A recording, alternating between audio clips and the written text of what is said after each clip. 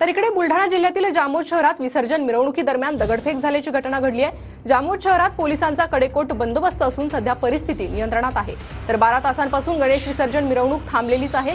आरोपींना अटक होईपर्यंत विसर्जन करणार नाही अशी 18 गणेश मंडळांनी भूमिका घेतली आहे। जोपर्यंत ज्या कारवाई ज्यांनी केली आणि ज्या पद्धतीने केली कारण नसताना त्यावर जोपर्यंत उपाय किंवा कारवाई होत नाही तोपर्यंत शांतता कमिटीच्या बैठकीला कुठेही जोपर्यंत आरोपीला अटक होत नाही तोपर्यंत विसर्जन होणार नाही। जोपर्यंत याच्यामधलं आउटपुट निघत नाही तोपर्यंत या जळगाव शहरातलं विसर्जन होणार नाही। बुलढाणा जिल्ह्यातल्या जळगाव जामोदमध्ये काल रात्री ज्यावेळेला गणपती विसर्जन मिरवणूक सुरू होती त्यावेळेला या ठिकाणी दगडफेक करण्यात आलेली आपण बघू शकतो। मी जळगाव जामोद मधल्या या स्टेट बँक चौकात आहे।